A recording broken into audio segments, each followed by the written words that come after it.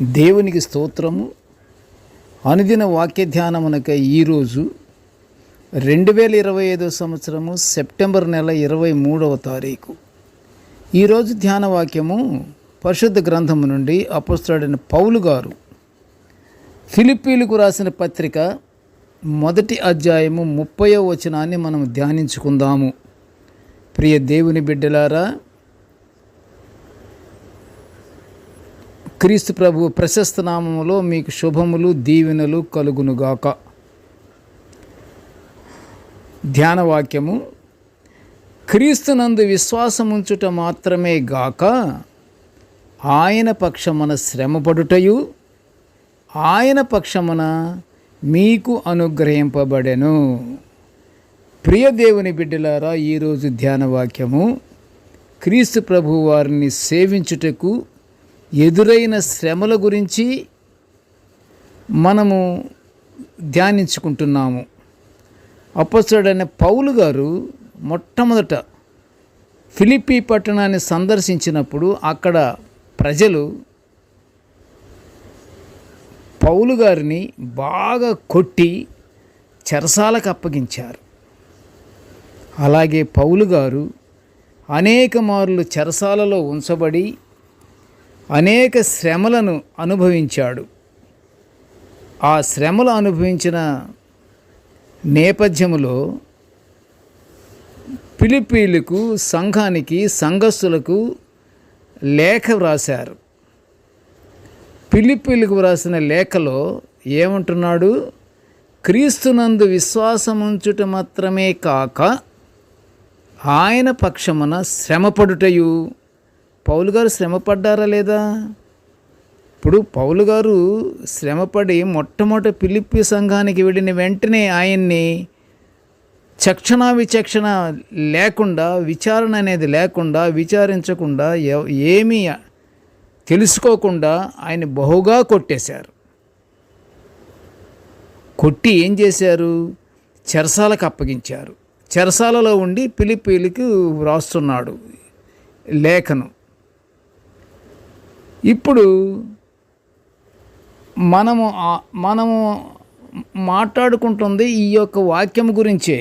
అంతేకాదు ప్రియ దేవుని బిడ్డలారా, పౌలు గారు ఇంకా ఏమంటున్నాడంటే, క్రీస్తునందు ఏ హెచ్చరిక అయినను, ప్రేమ వలన ఆదరణ అయినను, ఆత్మయందు ఏ సహవాసమైనను, ఏ దయారసమైనను, వాత్సల్యమైనను ఉన్న ఎడల మీరు ఏకమనస్కులగునట్లుగా ఏక ప్రేమ కలిగి ఏకభావము గలవారుగా ఉండి ఒక్కదాని యందే మనసుంచుచు నా సంతోషమును సంపూర్ణము చేయండి.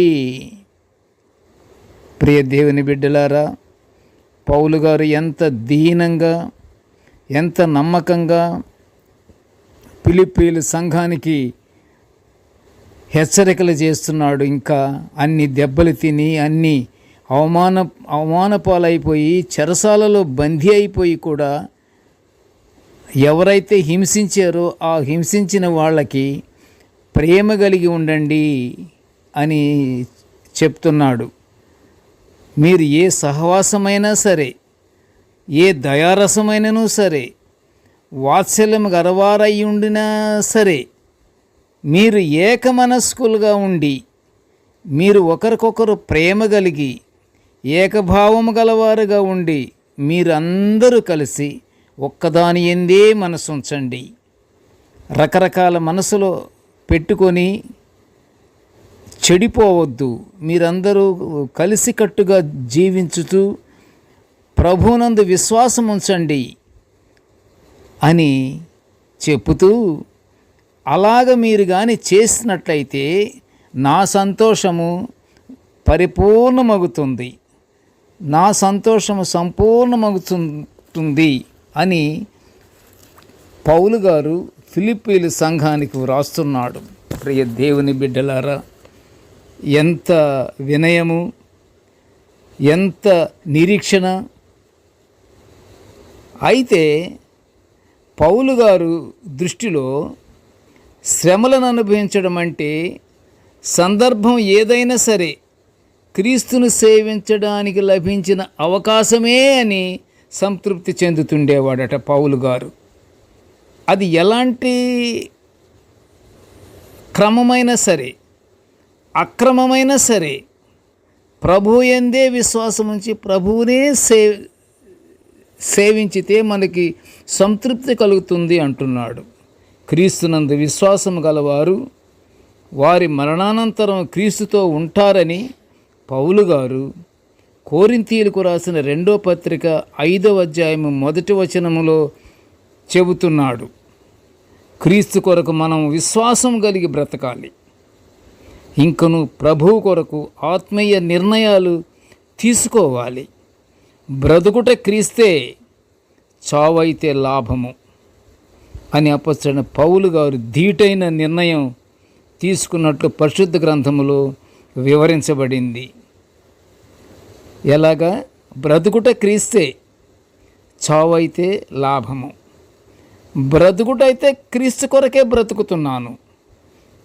ఒకవేళ చావే సంభవిస్తే నేను క్రీస్తుతో ఉంటాను అని అర్థం. అది కనుక ఏదైనా ఒకటే ఆయనకి పూర్తిగా నిర్ణయం తీసుకున్నాడు. ఏమాత్రము 100%లో 1% కూడా అక్కడ వదలలేదు.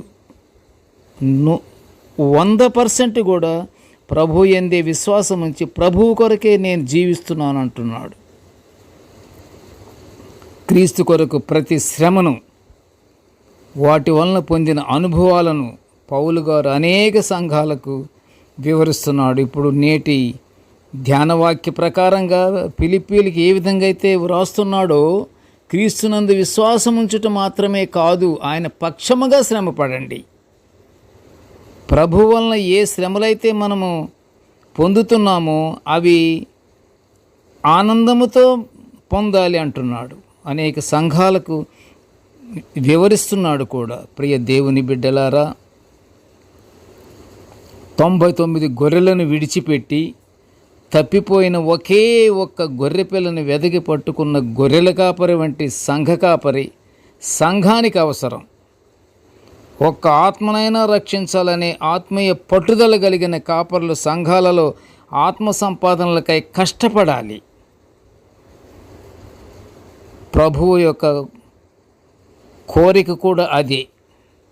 సంఘాలలో ఆత్మ సంపాదనల కొరకు పాటుపడండి అంటున్నాడు పౌలు గారు. మన విశ్వాసము శ్రమలపై పోరాటాన్ని జరిపి మహిమా కిరీటం పొందుకొనుటకు ఏం చేయాలంటే మనము ప్రయత్నం చేయాలి. మనం ఏ ప్రయత్నం చేయాలి? మనం ఆత్మీయ ప్రయత్నం చేయాలి. ఎలా చేయాలి? క్రీస్తు ప్రభువునందు విశ్వాసముంచి చేయాలి. క్రీస్తు ప్రభువునందు మామూలు విశ్వాసము కాదు.